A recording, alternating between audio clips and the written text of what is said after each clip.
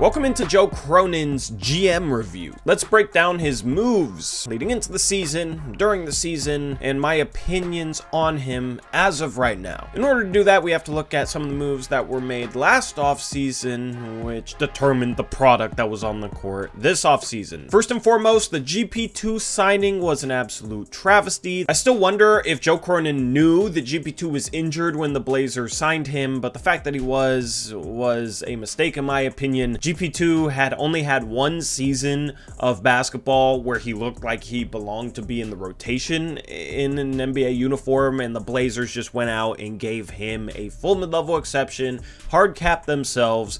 Didn't really matter because they weren't going into the luxury tax anyway with Jody Allen's tight pocketbooks, but the GP2 signing was a bit of a travesty. I understand what Cronin was trying to do in terms of getting a good defensive piece, a connector offensively, a guy that can cut, a guy that can pass. I understand how GP2 made sense for the defensive side of the ball, especially for this porous Blazers D, but that signing absolutely did not work out. Another signing from last offseason, Drew Eubanks as the backup center, was just settling for mediocrity in my opinion, and is a mistake that the Blazers can't afford to repeat. I know Drew Eubanks has his fans, but in my opinion, he's a third string center in the NBA. Just makes too many silly mistakes. Defensively, I think he's a bit overrated, is out of position, chases blocks, just isn't sound on the defensive side of the ball. He doesn't deserve to be out of the league or anything, but he shouldn't be in the rotation for a team legitimately trying to win games. That's a belief I had going into last season. I was willing to give Eubanks a chance. I still hold that belief right now, and I don't want Joe Cronin to go into this offseason settling for guys that should be third stringers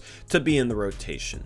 The Blazers need to pursue players that have proven that they can be in the rotation for winning teams and be able to be in that rotation consistently. Guys that aren't super injury prone like a Justice Winslow, or guys that haven't proved that they can be a part of a winning rotation like Drew Eubanks. Without GP2, it became obvious that the Blazers did not have enough defensively. Relying on Justice Winslow to be a big defensive piece was a mistake that Cronin made going into the season, although I don't exactly know what else he could have done in terms of trying to get better defenders at the forward positions. It's a situation where I'm not willing to give him an excuse. At some point, the GM of this team, whoever it is, needs to figure out how to get the right defensive pieces around Damian Lillard, and until that happens, I probably won't have a positive grade on whatever GM is running the team. Justice Winslow, injury prone throughout his career, became injury prone once again this year, was solid defensively to start the season, don't get me wrong, but then got a little banged up.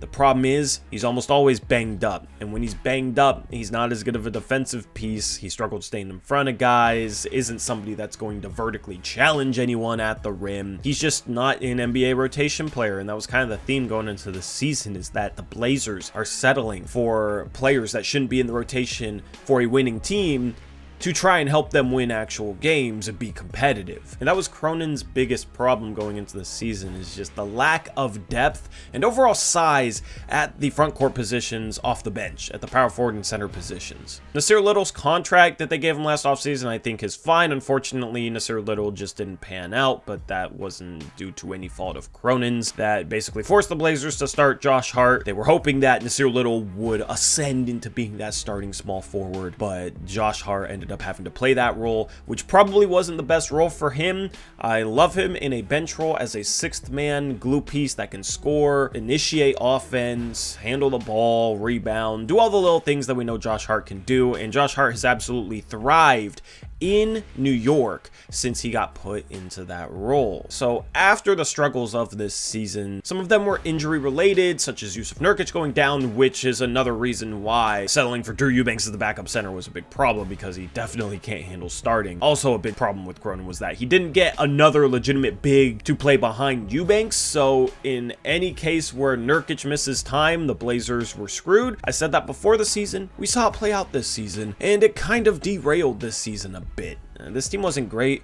This team looked like a 500 team, but with Jusuf Nurkic going down, this team is worse than a 500 team, and that's kind of sad. Jusuf Nurkic going down shouldn't drastically change your team a ton, unless it's poorly constructed, which this one was. So that leads up to a trade deadline where the Blazers trade Josh Hart to the Knicks and get back a first-round pick, which it looks like, as the time I'm recording this, is going to be the 23rd overall pick. And they also got back Cam Reddish. A lot of people valued Cam Reddish in that trade and said, this is a good guy to buy low on, and he has a ton of upside. Since coming to Portland, Cam Reddish has looked exactly like he's looked his entire career, and he's a restricted free agent this offseason. I'll have a video coming up later this offseason talking about his free agent status and if I think he'll return or not. But that trade, in my mind, was simply made for the first round pick. That trade is okay. I would have been a big fan if the Blazers were able to get back a rotation player such as an Isaiah Hartenstein, who I think is one of the better backup centers in the entire NBA and could have fixed the backup center spot. I would have loved if the Blazers were somehow able to get that Knicks first round pick and Isaiah Hartenstein, but that might not have been possible if it was a situation where Cronin valued Cam Reddish to come in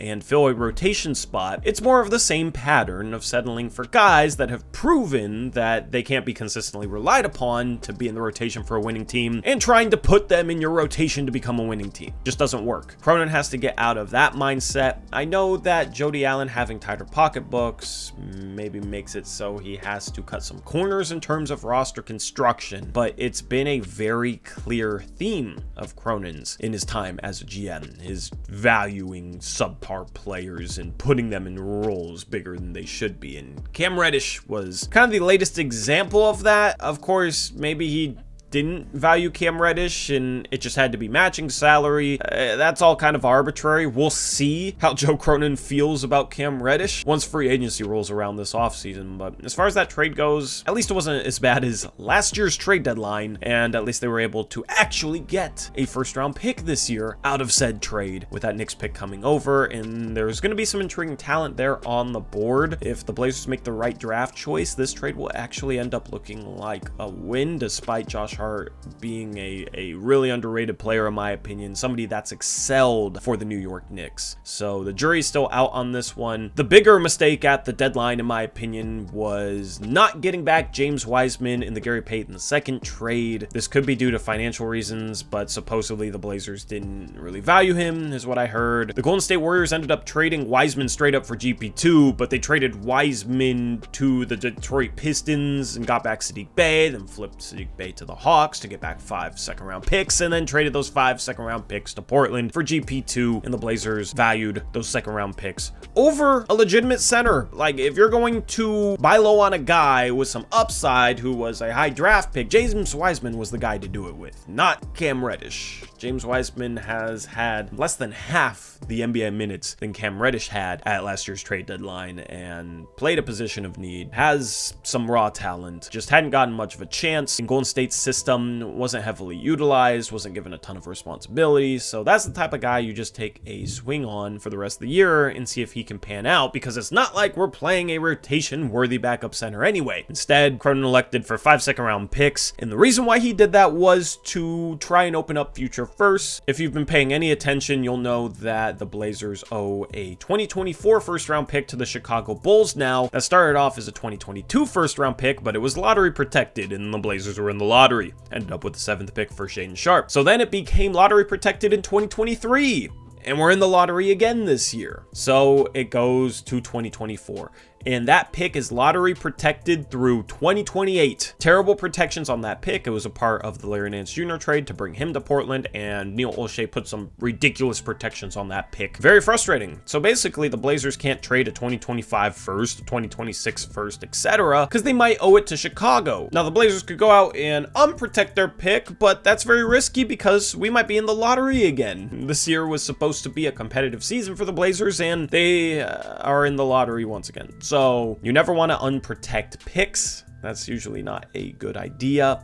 So instead, the reason why Joe Cronin got 5 second-round picks in the GP2 trade was to try and find something in the middle where the first-round pick that the Blazers owe the Bulls next year is something like top 8 protected, and then if it doesn't convey next season, it immediately turns into a bunch of second-round picks. That's why they got the second-round picks in the GP2 deal. In that way, the Blazers could at least trade a 2026 first, a 2028 first, and a 2030 first-round pick once free agency starts. That's 3 future firsts that they can put in play in the offseason. You can't trade first in back-to-back years, so that's why they can't trade a 2025 first and a 2026 and a 2027. That's why it's every other year, accounting for 2024, 2026, 2028, 2030. That's called the Stepian Rule. We'll have more CBA talk this offseason. As far as that trade goes, given what the Blazers could have had, Saddiq Bey or James Wiseman, I'm not thrilled with it right now, but if Joe Cronin is able to change the protections on that Bulls pick with those second round picks he got for GP2, doesn't have to unprotect the Blazers first round pick next year, and then is able to open up future first because of it, and then swing those in a trade for something major, then that GP2 trade will look all right as well. The other move at the deadline was getting Matisse for a couple second round picks. I think Matisse is a fringe rotation player. When he's played in the playoffs for the Philadelphia 76ers in the past, the lineups involving him have really struggled in the postseason, so I don't know if you can rely on Matisse to be a rotation player on a playoff team, which is a common theme. At least he can play some defense. I'll give my thoughts on Thibault in his player review coming up in our player review series over the last couple weeks of April. As far as Joe Cronin's grade for the job he did putting together the roster heading into the season and then his job at the trade deadline, I'm going to give him a C-. That is the best I can give him. I feel like I should probably give him a D+, but I'll try and be a little positive here. Definitely have to give him a below average grade. I think he was very short-sighted in how he put together the bench unit entering this season. The GP2 signing was a travesty, and the trade deadline, it could end up being okay, but it's dependent upon future moves. Let me know what you think about Joe Cronin down in the comment section below. Let me know what you think of his moves that I talked about in this video. Are you higher on them than me? Are you even lower on them than me? Leave your comment in the comment section below. Subscribe so you don't miss future uploads, and leave a like on this video if you want to. It helps me out and it lets me know that you enjoy this type of content. I greatly appreciate that. And with that, that's a wrap. I'll catch you next time. Until then, as always, peace out. Go Blazers.